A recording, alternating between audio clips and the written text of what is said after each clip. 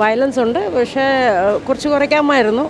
But it's okay, it comes along with the territory. കുറച്ചേരം കൂടെ വേണമായിരുന്നു സിനിമ. അല്ല പറഞ്ഞത് കണ്ട ത്രില്ലങ്ങ് ആയിപ്പോയി.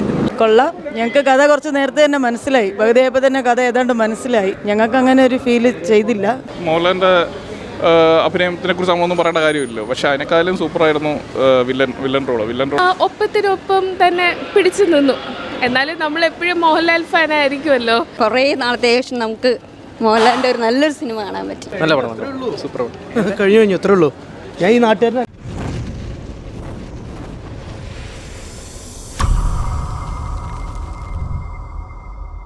സൂപ്പർ പടം, സൂപ്പർ പൊളി. നല്ല ഒരു തിരിച്ചുവരവാണ് പൊളിപ്പടം. നല്ല കുറേ നാളത്തെ ശേഷം നമുക്ക് മോഹൻലാലിൻ്റെ ഒരു നല്ലൊരു സിനിമ കാണാൻ പറ്റി. നല്ല സിനിമ, നല്ല മൂവിയാണ്. കൊള്ളാം, സൂപ്പർ. കുഴപ്പമില്ല, കൊള്ളാം. നല്ല മൂവിയായിരുന്നു. നമ്മൾ പ്രതീക്ഷിക്കാത്തൊരു സിറ്റുവേഷനാണ്. വില്ലൻ ഭയങ്കര കിടിലമാണ്. നല്ല കിടിലമാണ്. പറ്റിയ വില്ലൻ തന്നെയാണ്.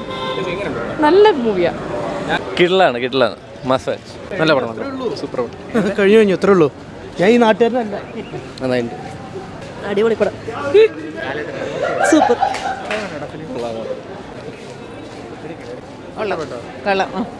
സെറ്റ് പടം സെറ്റ്. കുറച്ചേരം കൂടെ വേണമായിരുന്നു സിനിമ. അല്ല പറഞ്ഞത് കണ്ട ത്രില്ലങ്ങ് ആയിപ്പോയി. കുഴപ്പമില്ല, നല്ല പടമാണ്. പക്ഷെ കുറച്ച് ലെങ്തി ആയി പോയോ എന്നുള്ള ഒരു സംശയം മാത്രമേ കുറഞ്ഞു പോയെന്നൊന്നുമില്ല, കൂടിപ്പോയിന്നേ പറയുള്ളൂ. വയലൻസ് ഉണ്ട്, പക്ഷേ കുറച്ച് കുറയ്ക്കാമായിരുന്നു. But it's okay, it comes along with the territory. ആ ജോർജ് സാറ് നല്ല ആക്ടിങ് ആണ്. നല്ല ഫിലിമാണ്, കൊള്ളാം, അടിപൊളിയായിട്ടുണ്ട്. അയ്യോ വില്ലൻ്റെ സൂപ്പറായിട്ടുണ്ട്. വില്ലൻ പെർഫോമൻസ് പുതിയൊരു പുള്ളിയാണ്, അടിപൊളിയായിട്ടുണ്ട്. One of the best movie.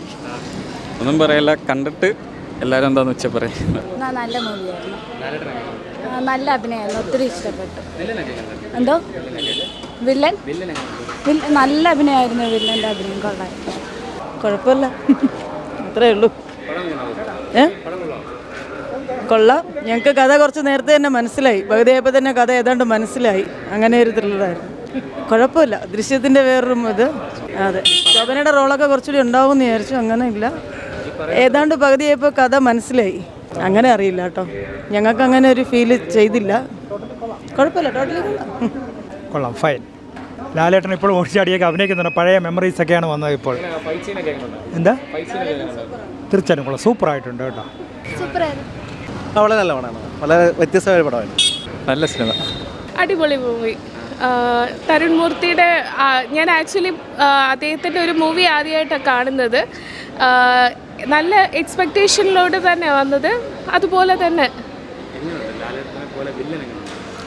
ഒപ്പത്തിനൊപ്പം തന്നെ പിടിച്ചു നിന്നു. എന്നാലും നമ്മൾ എപ്പോഴും മോഹൻലാൽ ഫാൻ ആയിരിക്കുമല്ലോ. അപ്പോൾ ഇഷ്ടപ്പെട്ടു. എനിക്ക് ശോഭനയുടെ പഴയ സിനിമയാണ് കുറച്ചും കൂടെ ഇഷ്ടം. എന്നാലും കുറേ നാളുകൾക്ക് ശേഷം സ്ക്രീനിൽ കണ്ടപ്പോൾ സന്തോഷം. കൊള്ളായിരുന്നു.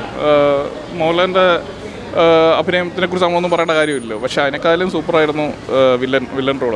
ഒരു രക്ഷയില്ലായിരുന്നു.